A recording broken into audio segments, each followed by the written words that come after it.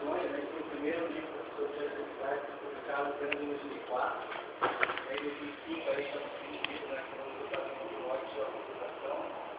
Mas, então, ainda tem muita coisa a ser desenvolvida nessa área. Está começando agora. E, embora essa discussão seja recente, né? Esse tema, já são considerados hoje como a conservação do patrimônio geológico já é considerado um dos maiores desafios da comunidade científica para o século XXI.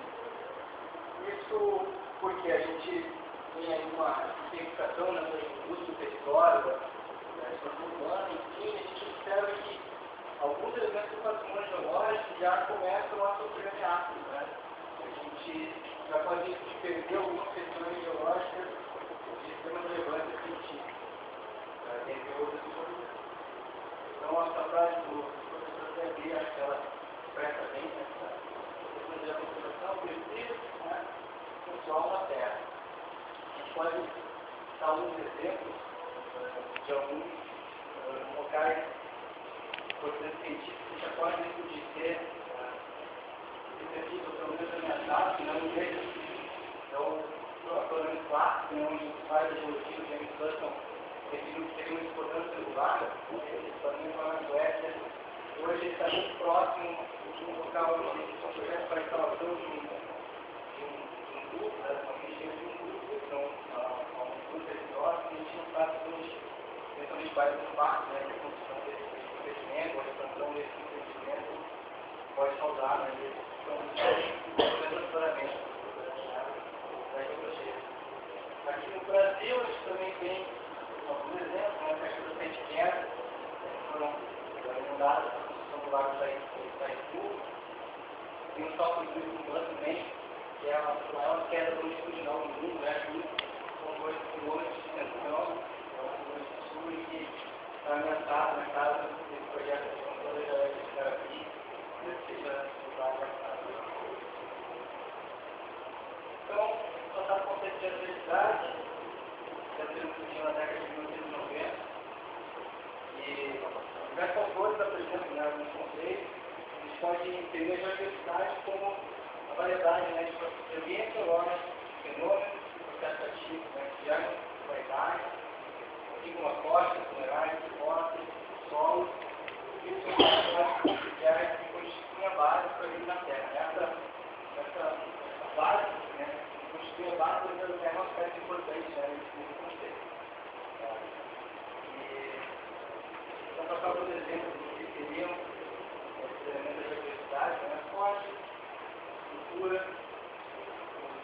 minerais, fósseis, paisagem, solo,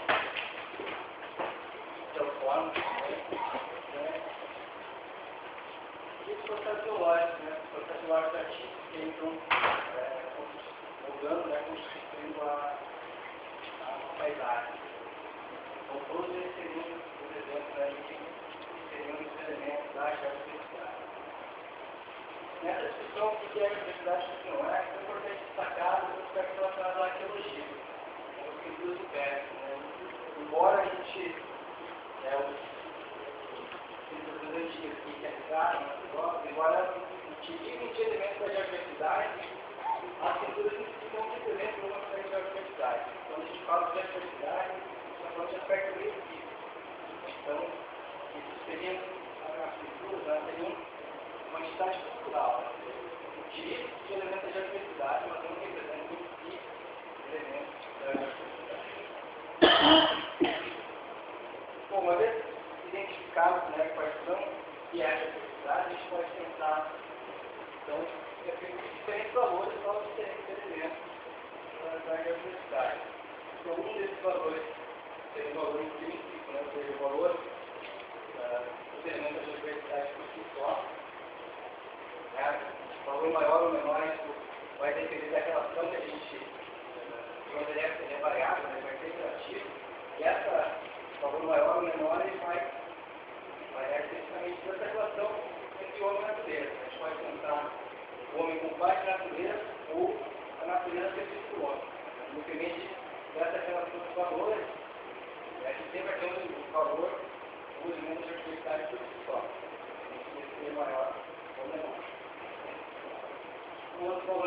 valor cultural, né, porque tem as atividades tradicionais, né, de materiais, diferentes culturas, né, as próprias vendas, né, a gente não tem várias muitas atividades que refletem nas vendas, nos mitos, nos diferentes focos. Valor estético, né, paisagem, né, seria uma atividade de lazer, a apreciação da paisagem, e também da produção artística, né, associada à contemplação da paisagem, né, a gente viu aí pintores, poetas, né, a partir da admiração da paisagem, fazendo suas obras. O valor econômico refere à utilização de recursos minerais e energéticos, né, o valor funcional tem um valor representa de atividade em ou seja, onde eles estão localizados, e referem a eles serem utilizados, né, esse produto de desenvolvimento financeiro e ecológico em locais. A gente pode estar vendo o vale de atividade africana, onde pode proteger alguns paredões ali, servir de abrigo, né, para o mesmo ambiente se desenvolverem, né, um aspecto interessante dessa interação entre as vidas e os aspectos da humanidade. E o valor científico educativo, né, científico no sentido da importância dele para a compreensão dos processos fisiológicos, da evolução do planeta. E também o educativo, né, ou seja, esse funcionamento chato que deve para a gente passar em gerações futuras a importância e explicar os processos relacionados à evolução do planeta.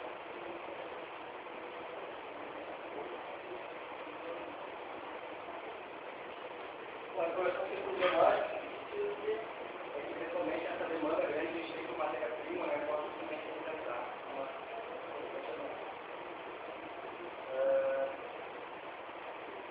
desenvolvimento de obras de estrutura.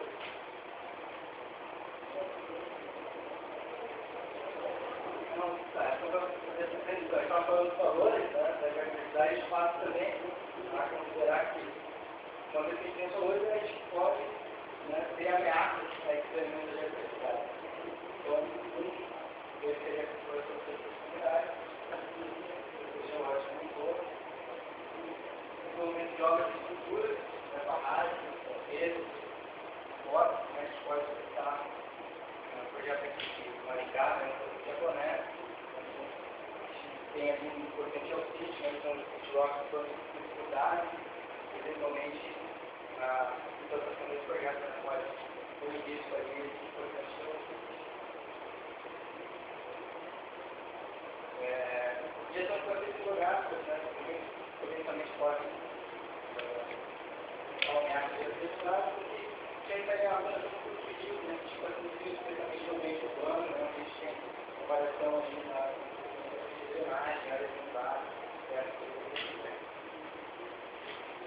da mesma forma, né, pelo lado de massa primária, a agricultura, né, causando erosão, né, que pode sedimentar nos rios. E também o reflorestamento, né, as atividades de plantação do eucalipto, acaça, assim, indústrias diversas, né, que eles têm grandes áreas, e estão criando verdadeiros desertos verdes. Quem já andou no meio das plantações, observa que é difícil observar floramento, tem uma população muito grande de folhas que caem no chão, é até difícil mesmo de se orientar dentro desses. E as plantações, a GBR, também não perde, então, é problema. Deve ter iniciativas turísticas, especialmente quando ela não é planejada, quando não é ordenada, certo? Né, de feiras, fazendo trilhas, e tem uma erosão muito grande das trilhas, que impactam as trilhas das pessoas. Também a coleta de amostras para ver no científico. Então, a gente pode estar usando hipóteses, a gente tem os comportamentos ali com hipóteses de identificação, principalmente cada substante, quando a gente usa de material, dentro de conclusão, eventualmente a gente já não tem mais material nenhum a ser coletado. Então, pegando o caso, então, né, os científicos subsequentes podem ser identificados. Bom, uma vez que eles falaram sobre ameaças, a gente pode falar então de patrimônio geológico. Ele para cá que o patrimônio geológico é uma pequena parcela da geodiversidade. É uma parcela que apresenta características especiais. Então, nesse contexto é importante definir o sítio, que é a ocorrência de um ou mais elementos da geodiversidade, que seja bem delimitado geograficamente, que apresente um valor singular do ponto de vista científico, educativo, cultural e turístico. E também, essa autora apresenta o conceito de patrimônio geológico, todos esses conceitos sempre fazem referência ao aspecto científico, educativo, turístico e cultural do patrimônio geológico. E claro que esse patrimônio, para se configurar, ele deve mostrar algo que destaque em relação à média dos aspectos geológicos de uma determinada área. Então, todo patrimônio geológico faz parte da biodiversidade. Mas nem toda a geodiversidade é considerada um patrimônio geológico. Então, só para explicar um tipo de patrimônio, paleontológico, mineralógico, hidrológico, geográfico, tectônico, geomorfológico, geológico, entre outros. Então, patrimônio geológico é um recurso natural, não renovável, que ocupa uma área ampliada, sujeito a ameaças e que pode e deve ter diversos tipos de uso. Essa é a parte bastante importante. Aí, diferentes tipos de uso, tem o uso científico, educativo, cultural e econômico. Essa parte do uso econômico do patrimônio geológico é importante, aí que entra em parte de outro uso, que a gente vai falar daqui. Então, quando a gente fala de algo que tem valor, né, caso patrimônio geológico, é algo que potencialmente representa ameaça, então tem uma necessidade de conservação sobre esse patrimônio. Quando a gente fala de conservação, a gente fala de duas coisas: proteção desse patrimônio e o seu uso. Esses dois fatores têm sempre especialmente quando a gente fala de conservação. Quando a gente analisa no Brasil, a gente observa que as estratégias de conservação da natureza, em geral, não contemplam um lado geológico. Dado muito bem para criar a biodiversidade, mas a biodiversidade é deixada um pouco de lado. E a gente pode considerar que a maior ameaça ao patrimônio geológico é justamente a falta de conhecimento sobre a sua existência. Então, uma coisa que a gente não reconhece o seu valor, a gente não pode preservar. Também decorrente dessa realidade. Problema que pode ser corrente de uma falsa ideia de que esse patrimônio geológico ele é menos suscetível a ameaças em relação à biodiversidade. Um aspecto sim e um aspecto não. Depende da escala, de cada caso. Então, a conservação, ela é considerada hoje uma nova área de liberdade do ambiente. Ela tem como objetivo a conservação e gestão do patrimônio geológico, assim como os processos naturais associados a ele. É importante explicar, que hoje a conservação se busca conservar as soluções geológicas mais significativas e que ajudam a entender a evolução dos processos geológicos. Uma coisa de conservação, mas algumas conservas específicas de ser levadas em processo. O desafio que se refere à conservação é manter a integridade física de auxílio, enquanto ao mesmo tempo a gente não tem um acesso público a esse patrimônio. Então, para garantir essas duas coisas, a conservação mais o acesso público, a gente tem essa estratégia de conservação. Então, a gente vai apresentar a proposta do professor William, que representaria uma estratégia. Então, o primeiro passo seria a inventariação, ou seja, ver quais são os tipos de geossítios que a gente tem numa área. É importante utilizar que essas estratégias elas têm que ser aplicadas a uma área, tem que ser limitadas à área de estudo para que essas estratégias sejam aplicadas. Então, esse seria o primeiro passo. O segundo passo seria a quantificação, ou seja, determinar o valor relevante desses geossítios. Depois, a classificação e conservação, determinar a vulnerabilidade de cada um dos geossítios e procurar enquadrá-los dentro de uma legislação que proteja ou atividade de conservação. Esse passo, O próximo passo seria a valorização e divulgação, ou seja, ver quais tipos de uso que eu posso fazer de auxílio nessa determinada área. E por fim, feitas todas as passos anteriores, monitorar, manter que isso funcione. Vamos programar o processo auxílio. E essas estratégias devem ser implementadas somente após detalhado tudo que define o que realmente é patrimônio geológico dentro da área Então, no que refere à mineração, né, no caso de Estados Unidos do Brasil, a gente pode mencionar a IGEP, né, a Comissão Brasileira de Estudos Geológicos e Arqueológicos, que publicaram, já estão publicando 8 volumes, né, com 22 artigos publicados, existe o terceiro volume de preparação, né, que vai ser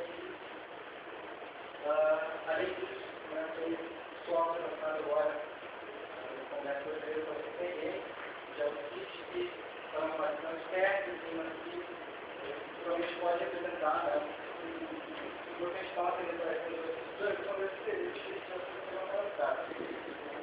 Então, o CAC, depois da sociedade, comentar um pouquinho sobre esse software, de Portugal, a gente já tem avançado o processo de desenvolvimento da patrimônio geológico do território, na verdade, todo o território já foi mapeado. E interessante é que eles fizeram uma divisão de 27 categorias de patrimônio geológico lá no país. Diferentes aspectos, diferentes processos geológicos que são estudados pelo território. Então, passa a bota a catalogação. Define o patrimônio, tem categorias de patrimônio. Várias aplicações.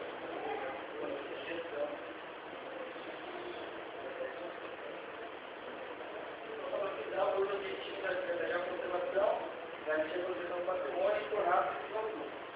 Nessa parte de tornar acessível ao público, o geoturismo. Então, o turismo escolhe um grande consumidor de qualidade. Né? E ele pode ter aspectos positivos e negativos. Negativo, especialmente na tabela de turismo em massa. Então, o geoturismo, ele inova, né, e acrescenta o turismo que sustenta e incrementa a identidade do território, considerando a sua geologia, o ambiente, a cultura, as espécies, o patrimônio e o bem-estar do crescimento. Então, o objetivo, né, do geoturismo é sensibilizar para a importância do patrimônio, expressar o desejo de contribuir para a sua conservação. E esse objetivo, né, ele é alcançado principalmente através da interpretação do patrimônio. Então, quando a gente fala de interpretação, a gente define dessa forma. Um processo de comunicação delineado, né, com o objetivo de revelar ao público o significado e relações do patrimônio natural e cultural, através de experiências diretas, né, com objetos, artefatos, paisagens, ou então, a interpretação é que é algo que é faz nesse processo. Então, é através da interpretação que envolve a responsabilidade e a responsabilidade do público. E aí, culminando todo o processo, a gente desenvolveu vários, né, com os melhores, com a ferramenta indutora de geoturismo e geoconservação. Então, como tendo apresentado todos os conceitos, aí, então a gente chega à geoconservação, né, uma associação de 5 fatores, né, consciência, poder ter soluções, né, parando para a gente conservar a natureza, a educação de cientistas, a educação de geoturismo e o ordenamento do território. Então, a associação desses 5 fatores, né, chegaria à área com geoconservação. Essa é uma coisa de interpretação, né, a importância da interpretação, o objetivo de chegar, né, a passar por cidadão comum, a geologia, a geologia. Então, fazer uma apresentação do projeto Caminho Geológico, né, do IRM, tem a interpretação como, né, a geologia dorsal, né, que não é a interpretação que a gente desenvolve no trabalho. Então, a motivação desse projeto, né, a característica da geologia do Rio de Janeiro, que é muito especial, né, a gente tem participantes do litoral que estão no interior, tem uma notável ocorrência de elementos da geodiversidade geofísica, né, e esses geossítios, eles são localizados às vezes em regiões com elevado potencial turístico, porém ainda pouco desenvolvido. Então, o objetivo do projeto é levar a geologia ao seu comum, auxiliando no desenvolvimento turístico das regiões, levando a cultura geológica para as áreas carentes desse tipo de informação. O projeto ele se iniciou em 2015, né, foi inspirado em outros projetos realizados em diferentes locais do mundo, né, foi realizado pelo eu faço a caixa, não faço a caixa. Eu sempre trabalhei em CNN, agora lá na Infectiona.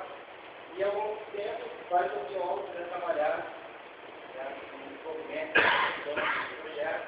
Então, fica, nada, grande, outros já não estão mais presentes.